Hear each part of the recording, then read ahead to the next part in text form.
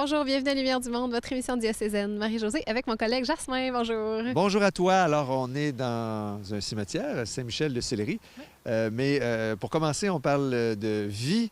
Le ministère de la Société Saint-Vincent-de-Paul à Québec, une œuvre d'église exceptionnelle qui aide encore tellement de gens. Les besoins sont là. Et vraiment, on est allé voir comment ça se passe sur leur terrain, leur œuvre. Et justement, un cimetière, pour nous les chrétiens, c'est plein d'espérance, Oui. parce qu'on sait que on n'en reste pas là. Il y a une vie après la mort, tout ça parce que Jésus est mort et ressuscité le premier. Donc, on vous parle aujourd'hui de l'œuvre de miséricorde corporelle Ensevelir les morts avec l'abbé Pierre Gingras. Et Jésus est au grand écran dans plusieurs cinémas du Québec depuis tout juste avant Pâques avec le film Jésus le Messie.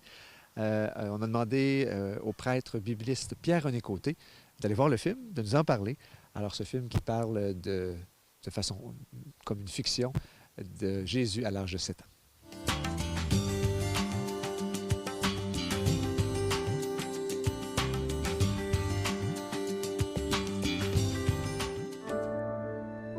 Écoute-moi bien, car je ne te raconterai cette histoire qu'une fois. Un beau matin, ma chambre s'est remplie de lumière. Et une voix m'a parlé. Elle a dit que de mes entrailles naîtrait un fils. Toi, Jésus.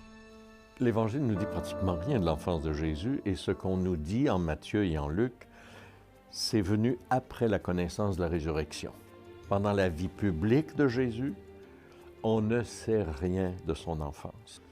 C'est le fils de Joseph, de Marie. Alors, il est connu comme Nazaréen, fils de Marie, charpentier, fils de charpentier. Et ce qu'on dit encore moins dans les évangiles, c'est que Jésus a des pouvoirs.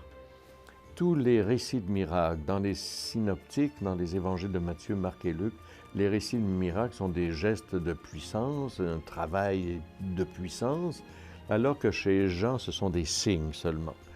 Mais même les gestes de puissance ou les signes de Saint Jean sont là pour appuyer, donner de la crédibilité aux paroles de Jésus. Que doit-on dire à notre garçon? Comment puis-je parler de Dieu à son propre fils? Tu ne dois pas montrer ta puissance. Jusqu'à ce que ton Père au ciel t'indique le moment de t'en servir. C'est agaçant pour moi, là, de voir ce Jésus qui est une espèce de magicien, qui a des pouvoirs et qui ressuscite du monde, ou qui n'y guérit de façon bizarre, mais sans aucun lien avec la parole, avec un message, avec une relation d'envoyé du Père pour quelque chose, pour une mission.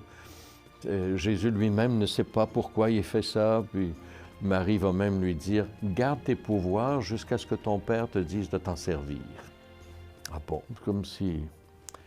Finalement, il y a une des plus belles scènes du film, peut-être, c'est lorsque Marie est à côté sur un olivier, et puis Jésus, dans ses bras, elle lui confie l'histoire de sa conception.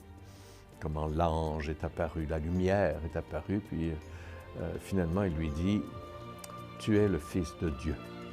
Ton Père, c'est Dieu. » Alors, une grande confidence comme ça, qui n'est pas dans l'Évangile, bien sûr, mais qui est dans le film. Et c'est une des belles scènes du film, je pense. Une grande intimité entre Marie et Jésus. Puis c'est, malgré l'invraisemblance évangélique, je dirais, mais c'est très vraisemblable et c'est très bien joué, je pense, cette scène-là. L'idée d'un Messie aussi, c'est présent dans même un siècle avant Jésus-Christ, déjà, le mot Messie est employé, le Messie à venir. Mais le Messie que nous attendons, ce n'est pas nécessairement quelqu'un qui va mettre les Romains à la porte. Alors, dans le roman, dans le film, qui est basé sur une nouvelle de Anne Rice, dans cette nouvelle, elle a bien le droit, hein, comme auteur, de partir des matériaux de la Bible pour faire son histoire. Mais elle va laisser croire que le Messie va mettre les Romains à la porte. Mais le rôle du Messie que les Juifs attendent, c'est un Messie qui va redonner du sens à notre histoire. Depuis l'exil à Babylone, on ne sait plus où ça mène. La rumeur parle d'un garçon né à Bethléem. Vous savez quoi faire. Allez, on y va! Le Messie a vu le jour. Son étoile est apparue. Il nous sauvera. Nous cherchons une famille de Nazareth dont le fils s'appelle Jésus. Il y a plusieurs choses qui sont vraies, mais pas dans la bonne chronologie. Je pense à une scène où Jésus, avec ses parents, revient en Palestine et en Galilée. Et là, il y a une forêt de crucifiés le long du chemin. Ça, c'est anticipé. Quand Jésus a 7 ans, ce serait étonnant qu'on ait eu déjà des forêts de crucifiés. Ce sera le rôle de Pilate de faire ça. Je pense que l'auteur s'est inspiré de détails, de mots présents dans le récit. Les choses sont en place, Égypte, Nazareth, Hérode, les Romains, toutes les choses qui appartiennent à l'histoire. Et le film est beau là-dessus. C'est un beau spectacle. Mais il y a aussi une idée, je dirais, qui vient des apocryphes en bonne partie. Jésus qui a des pouvoirs puis qui fait des choses presque pour le divertissement et qui n'a pas de lien entre la parole et le geste. Alors, ressusciter quelqu'un gratuitement, ressusciter un oiseau, que Jésus ne sache pas qui était, c'est une question théologique. À quel moment Jésus prend-il conscience qu'il est le Fils de Dieu, qu'il est le Messie? Mais on ne sait pas comment ça s'est passé. Alors, les romanciers ont beau jeu pour s'amuser et inventer tout ce que veut. Ça fait un beau récit quand même. C'est un bon film. Vous trouverez du plaisir à le voir avec les réserves que je donne quant à moi pour la vie d'un croyant, la vision de Jésus qu'un croyant doit avoir. Ce n'est pas un magicien. Il est dans le temple. Qui es-tu? Ce n'est qu'un enfant. C'est beaucoup plus qu'un enfant.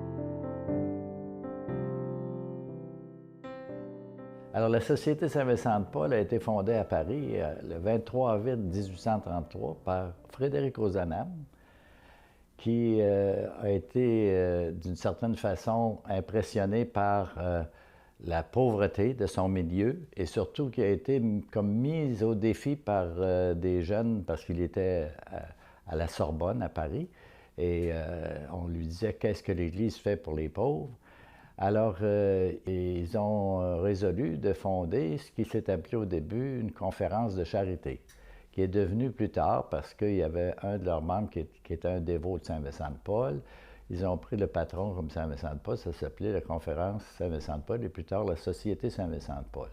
Alors, avec les années, ça s'est multiplié et un jeune homme un jeune docteur de Québec qui est allé en France et qui était au contact avec les Vincentiens, s'appelait Louis-Joseph Pinchot. Et quand il est revenu à Québec, il a fondé la Société Saint-Vincent-de-Paul, la première conférence à Notre-Dame de Québec, le 12 novembre 1846. Donc, cette année, la Société Saint-Vincent-de-Paul à Québec et au Canada a 170 ans. Bonjour, je vous souhaite la bienvenue à la ruche de M. Vincent de la conférence Saint-Vincent-de-Paul de l'ancienne Lorette. On a la chance d'avoir environ 75 bénévoles qui sont là pour apporter leur aide de différentes façons. Ceux qui répondent aux appels plus directement, qui répondent aux appels des bénéficiaires, donc les téléphonistes, ensuite les bénévoles qui vont rencontrer les bénéficiaires à domicile, qui viennent ici avec eux à certains moments pour compléter les besoins au niveau de l'habillement ou les autres besoins. Vous allez voir tout à l'heure, on a des bénévoles qui sont du côté des meubles aussi, sur le camion, du côté des jouets, du côté de l'aide alimentaire. Donc, un ensemble de services qu'on peut offrir grâce à ce premier travail ici qui nous permet de générer les fonds dont on a besoin pour apporter toutes sortes de formes d'aide à nos bénéficiaires. Alors, les services qui sont présentés ou qui sont offerts à la Saint-Vincent-de-Paul, c'est principalement de l'aide alimentaire, mais il y a également l'aide vestimentaire et l'aide en ameublement. Alors, ce sont les services essentiels, dans le fond, que les personnes ont besoin, que les gens ont besoin afin de pouvoir vivre convenablement. C'est un service de première ligne aussi, puisque ce sont justement des besoins essentiels à couvrir ou à aider les gens à pouvoir avoir accès à ces services-là.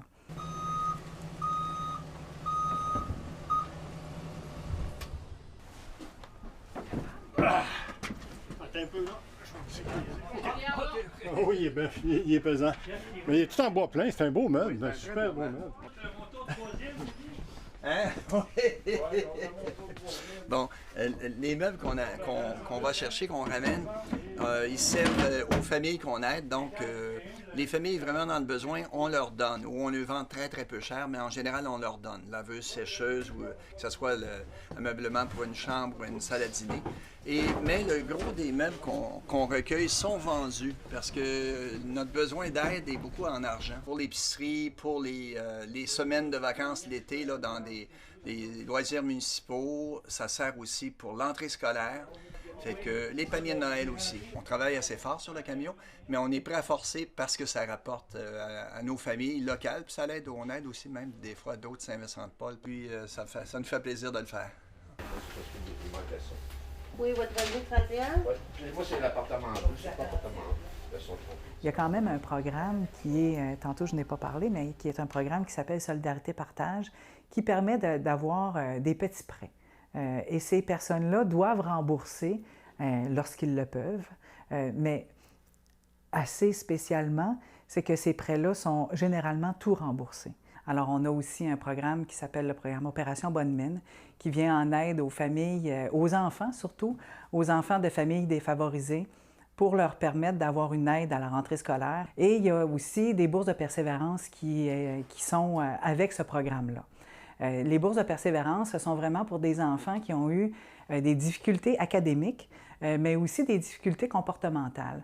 Et ces bourses-là sont vraiment en lien avec la persévérance scolaire pour éviter le décrochage scolaire.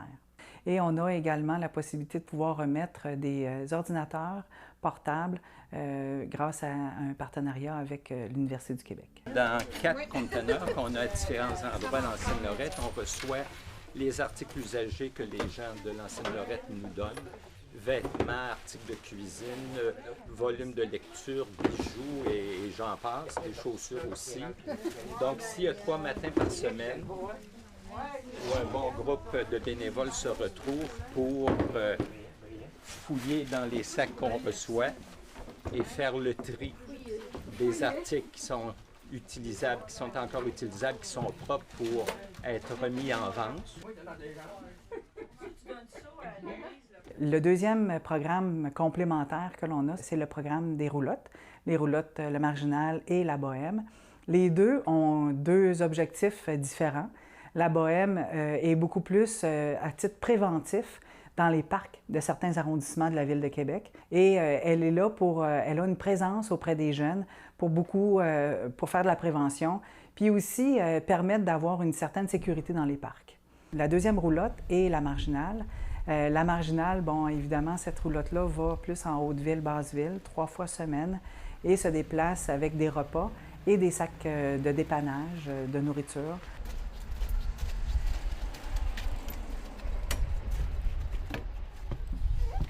Donc, on part avec un bénévole, de la nourriture, des sacs à lunch, les intervenants. Puis, on s'en va rencontrer des jeunes de la rue, dans le fond, qui sont en situation d'itinérance. Donc, soit ils vivent dans la rue, soit ils sont instables au niveau résidentiel. Donc, ils peuvent dormir là, chez des amis une journée, chez un ami une autre journée. On rencontre aussi plusieurs femmes qui font de la prostitution. Beaucoup de jeunes qui ont des problèmes de toxicomanie. La Saint-Vincent-de-Paul, la mission, c'est de soulager la pauvreté. Donc, nous, on se concentre vraiment sur qu'il y ait un revenu, qu'ils puissent avoir de la nourriture, un toit. Puis, pour les choses que le réseau est capable de combler, on fait beaucoup de références. Donc, les références là, dans les centres de santé, vers les carrefours jeunesse-emploi.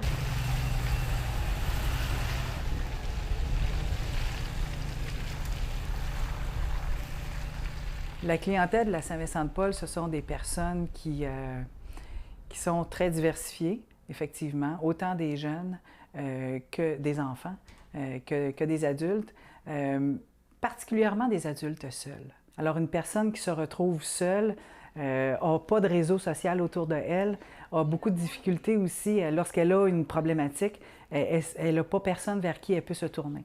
Alors, la Saint-Vincent-de-Paul est là pour pouvoir lui aider à passer à travers quelques difficultés. Et évidemment, comme l'aide alimentaire est le principal, souvent les gens, lorsqu'ils viennent chercher ou demandent une aide alimentaire, bien, des fois, il y a peut-être autre chose aussi à l'arrière de ça. On va sortir des bureaux, des matelas, puis qui ont été cherchés des maisons, puis on va rentrer ça en dedans pour voir après ça, on les vendre. Il faut tout vérifier les poches, s'il n'y a pas quelque chose. C'est pas brisé. Mais je pense que ça, monsieur, de l'argent. S'il n'y a pas des sous, mais là, des fois, c'est des vieux papiers. Si on fait juste donner de l'aide pour donner de l'aide, ça peut être tout le temps qu'on va le faire. Puis il y a des gens qu'on va toujours le faire aussi pour diverses raisons. On n'est pas là pour juger le besoin de la personne. Mais lorsqu'on peut voir ou lorsqu'on voit qu'il y a une possibilité d'aller plus loin avec la personne, alors on se permet de lui proposer de faire des ententes et de pouvoir lui faire un prêt pour pouvoir redevenir un citoyen à part entière, si on peut dire. Moi, ce que je fais, c'est que je rouvre les sacs des dons des gens, là, tu sais. Fait qu'on fait le tri ici, puis on garde ce qui est à garder ici, puis on le transfère ailleurs dans d'autres organismes qu'on ne garde pas ici. On répare les meubles, on fait toutes sortes de réparations, là. C'est important. Ce qu'on peut réparer, on répare. Ce qui n'est pas réparable, on essaie de faire la récupération, on garde les morceaux pour d'autres meubles. Les bénévoles qui s'impliquent à la Saint-Vincent-de-Paul, c'est qu'ils ont à cœur de vouloir aider les gens. Parce que, je le répète, c'est un service de première ligne, la Saint-Vincent-de-Paul. Lorsqu'une personne vient demander de l'aide alimentaire, même si on dit première ligne, c'est peut-être le dernier recours qu'elle vient, là, après avoir tout payé. Ce qui lui manque, c'est pour manger. Bon, ici, là, ça, c'est tout... ça, c'est les desserts, les biscuits, tout ça. Ça, c'est des gugus. Nous autres, on appelle ça des gugus, ce qui veut dire... Il y a la distribution de nourriture aussi. Les gens vont à différents endroits où sont les conférences. Généralement, c'est souvent des sous-sols d'église. Alors là, périodiquement, des fois c'est toutes les semaines, des fois c'est 2 fois par mois, il y a des distributions de nourriture. Évidemment, il y a toujours les fameux paniers de Noël. Chaque année, on distribue quelque chose comme 5 ou 6 000 paniers de Noël dans la région de Québec. C'est traditionnel. Il y a des fêtes d'enfants aussi, les cadeaux, etc. Dans le temps des fêtes, on s'ajuste à la saison, évidemment. La guignolée, c'était, à l'origine, c'est encore aujourd'hui, c'est une façon d'aider les gens qui sont plus démunis à l'occasion de Noël pour qu'ils puissent fêter Noël un peu comme tout le monde. La plus belle marque de reconnaissance que l'on peut retrouver des gens qui utilisent les services, c'est lorsqu'ils reviennent pour nous dire qu'ils ont eu accès aux services. Maintenant, ils vont bien. Ils sont capables d'être autonomes et ils remercient la période où ils ont pu avoir accès à ce service-là.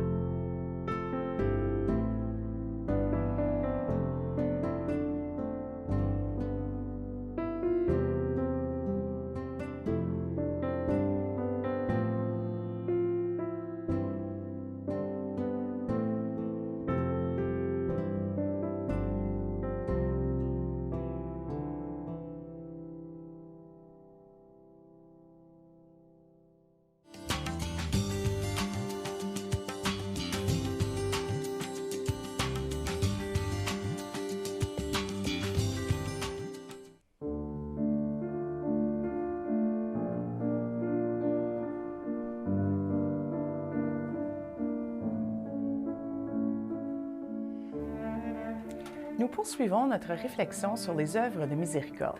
Cette semaine, nous abordons un thème particulier, une œuvre de miséricorde corporelle, Ensevelir les morts. Je suis en compagnie de l'abbé Pierre Gingras. Bonjour. Bonjour. En quoi est-ce que ensevelir des morts est une œuvre de miséricorde? Longue tradition qui nous parvient même du Premier Testament, même au livre de la Genèse, on recommande d'ensevelir, de prendre soin, de donner le plus beau tombeau et de ne pas oublier la mémoire.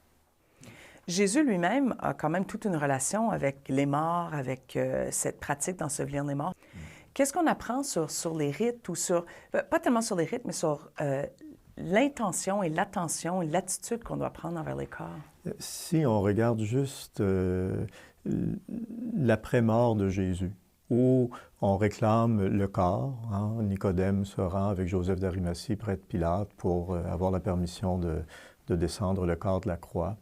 Et on en prend soin, on le nettoie, on met les bandelettes, on met les aromates et on le conduit dans un tombeau, dans un jardin. Il y a beaucoup de tendresse, même si on a affaire à un corps de condamné, quelqu'un qui est mort, là, crucifié, ce qui est atroce, mais on sent que les proches vont prendre soin et vont donner le respect du tombeau, le respect de la sépulture. C'est un devoir d'ensevelir les morts. D'ailleurs, les premiers mots du rituel funéraire sont quand même marquants dans l'affection. Oui, on ne s'adresse pas aux morts, contrairement à ce qu'on peut penser. Là, les premiers mots du rituel, c'est « si nous sommes réunis, c'est pour vous entourer de notre affection, de notre sympathie, de notre amitié, vous qui êtes dans la peine ». Et c'est pour se rappeler de tout ce qu'il y a eu de vrai, de beau, de grand dans la vie de celui qui nous rassemble. Et c'est pour se redire que avec la mort, la vie n'est pas finie, elle se transforme. Là. Il y a quand même quelque chose en transformation aujourd'hui. Qu'est-ce qu'il y a de différent dans notre approche? La vitesse.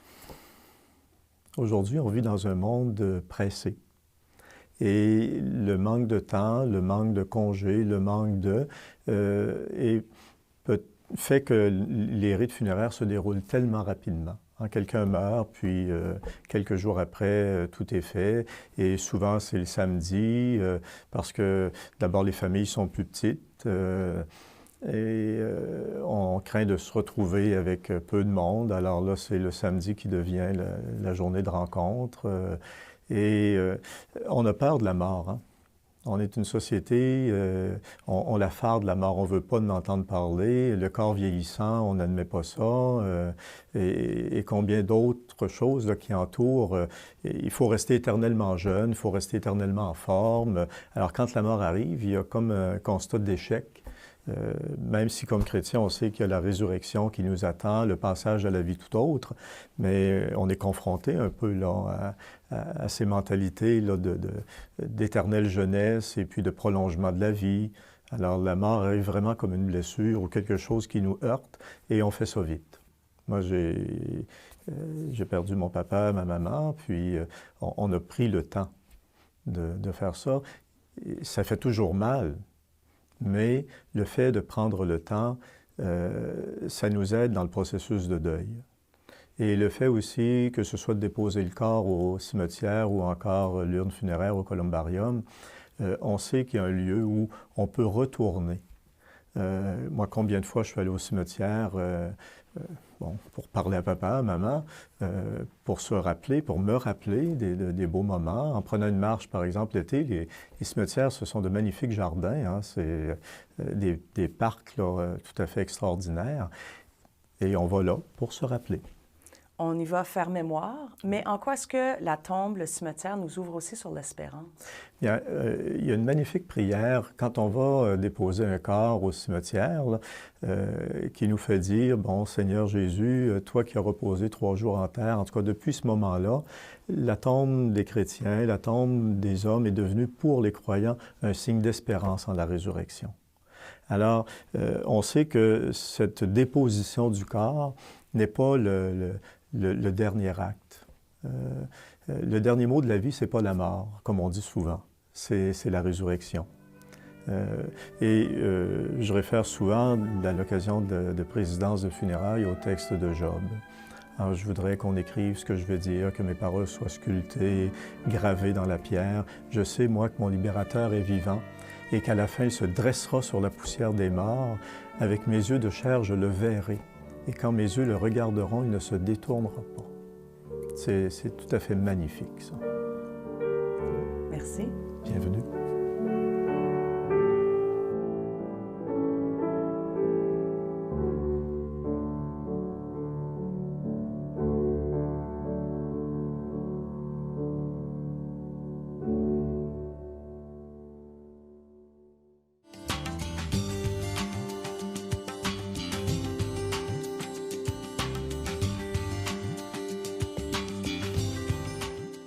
On pense à vous, bien sûr, hein, si vous vivez présentement une période de deuil, c'est jamais facile, hein? Non, évidemment. Puis souvent, par contre, c'est l'occasion de grandir dans la foi. Donc, c'est ce qu'on vous souhaite à travers cet événement difficile. En communion de prière avec vous. La semaine prochaine à l'émission, on vous parle d'un livre qui présente Jésus comme coach personnel. L'œuvre de la maison Revive. Et dans le cadre de l'année de la miséricorde, on vous présente la porte de la miséricorde de l'Église Saint-Roch et également l'œuvre spirituelle Conseiller ceux qui sont dans le doute. À la semaine prochaine.